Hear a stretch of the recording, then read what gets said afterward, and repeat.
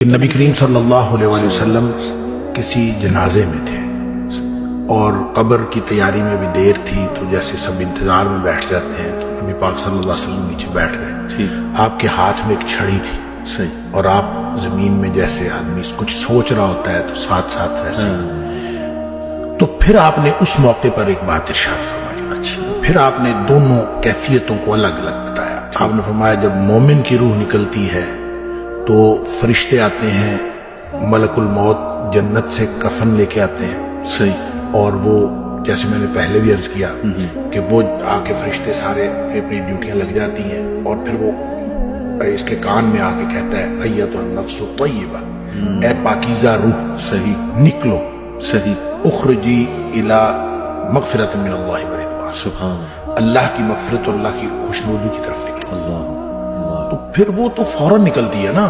مطلب اس کا مطلب وہ تو خوش ہوتی ہے، وہ تو نکلنے کے لیے پھر دیر ہی نہیں لگتی، اور وہ جیسے پانی کی مشک بھری ہوئی ہے تو بند کھول دیا جائے، تخرج تسیل کما تخرج القطرۃ من فی السقا،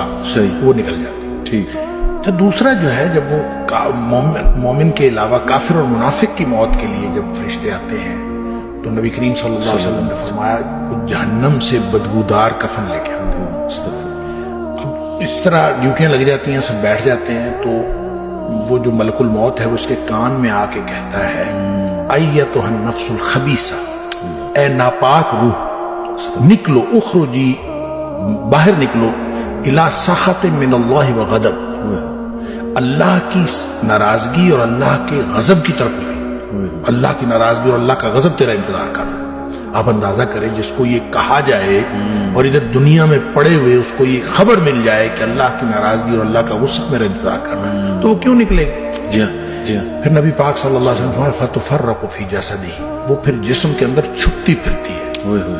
کبھی ادھر جاتی کبھی ادھر۔ اس کا مطلب ہے ایک اینٹیٹی ہے، بالکل روح ایک چیز ہے، اس کی بھی ایک پوری سمجھ ہے، ہاں جی، وہ بھاگتی پھرتی ہے، فتفرق فی جسدہ، جسم کے اندر بھاگتی پھرتی ہے، باہر نہیں نکلتی۔ تو پھر فرشتے جو ہیں وہ فینزعہ، وہ پھر اس کو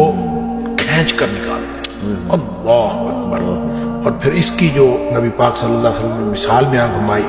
کما ینزع الصفود من الصوف المبلول، جس طرح سے گیلی اون ہو اور اس کے اندر گرم سلائی لوہے کی رکھ دی جائے اور پھر اس کو کھینچا جائے ایک طرف، ظاہر روئی وہ اون جو چمٹ جائے گی، تو اس کو ایک طرف سے کھینچیں گے تو وہ تو تار تار ہو جائے گی۔ فرمایا اس طرح فرشتے جو ہے اس کی جان نکالتے ہیں۔ قرآن کہتا ہے وَالنَّازِعَاتِ غَرْقًا، ڈوب کر کھینچ لینے والے فرشتوں کی قسم، سبحان اللہ، وَالنَّاشِطَاتِ نَشْطًا، اور بند کھول دینے والے فرشتوں کی قسم، یعنی بالکل ایسے جیسے بند کھل جاتا ہے، یہ مومن کی موت ہے، اور پھر اس کو اندر سے کھینچ کر نکالتے ہیں، یہ کافر اور منافق کی موت ہے۔ پھر آگے بھی تفصیل نبی کریم صلی اللہ علیہ وسلم بھائی وہ جو آپ بتا رہے تھے ساتویں آسمان تک جاتی ہے، تو یہ ساتویں آسمان تک جاتی ہے، وہ تو جو علیین میں جا کے اللہ تعالیٰ کی طرف سے ہو کے اور پھر اس کو علیین میں مقام مل جاتا ہے، اور اس کو لکھ دیا جاتا ہے علیین یا مقام ہے یا رجسٹر ہے، اس کے اندر وہ شامل ہو جاتا ہے، پھر وہ واپس آتی ہے۔ اسی طرح جب منافق کی اور کافر کی روح جاتی ہے اس کو بھی فرشتے پکڑ کے لے جاتے آسمان کی طرف ہی ہیں، لیکن آسمان کے دروازے ہی نہیں کھولے جاتے۔ اچھا، اس حدیث میں یہ بھی تفصیل ہے کہ ظاہر ہے جب مومن کی موت جنت کے خوشبودار کفن میں ڈالی جاتی ہے تو ہر طرف خوشبو پھیل جاتی ہے، صحیح، اور وہ فرشتہ جب لے کے جا رہا ہوتا ہے اس کی روح کو، سب پوچھتے ہیں کس کی روح ہے، کیونکہ خوشبو پھیلی ہوئی ہوتی ہے، اور ہر شخص اس کے لیے جو ہے نا وہ دعائیں کر رہا ہوتا ہے، اور ہر شخص خوشی اور مبارکباد کی صدائیں آ رہی ہوتی ہیں۔ دوسری طرف جب وہ کافر کی منافق کی موت وہ جب آتی ہے تو اس کی بدبودار کفن ہوتا ہے اور بدبو پھیل جاتی ہے سارے چار چفیرے ہر عالم، جب وہ ہر طرف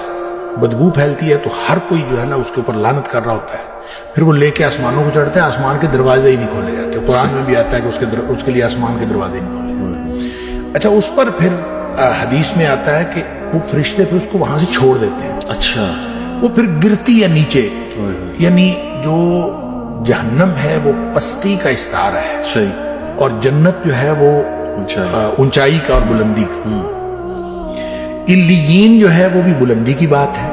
सिज्जीन कोई बहुत पस्ती की बात है। जब फरिश्ते उसको लेके जाते हैं और आसमान के दरवाजे नहीं खुलते तो वो छोड़ दिया जाता है उसको, सही। और वो फिर गिरती है नीचे गहराइयों में, कहाँ जाती है अल्लाह को मालूम है। और लेकिन उसको कुरान ने भी कहा सिज्जीन, सही। और नबी करीम सल्लल्लाहु अलैहि वसल्लम वो सिज्जीन में चली जाती है, यानी सिज्जीन में उसका इंदराज हो जाता है कि ये सिज्जीन में। ठीक है। उसके बाद उसको कुछ देर के लिए वापस लाया जाता है और फिर वो कब्र के अंदर तदफीन जब होती है तो फिर उसके बाद वो जो सवालात हैं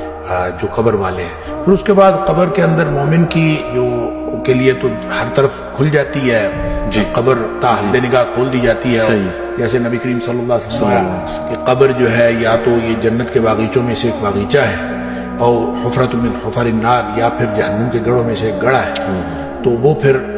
जिसके लिए मोमिन के लिए वो जन्नत का बागीचा बन जाता है उसके लिए, और फिर वो उस वक्त तक सोया रहता है जिस वक्त तक आखिरत कायम नहीं हो जाती। बिल्कुल।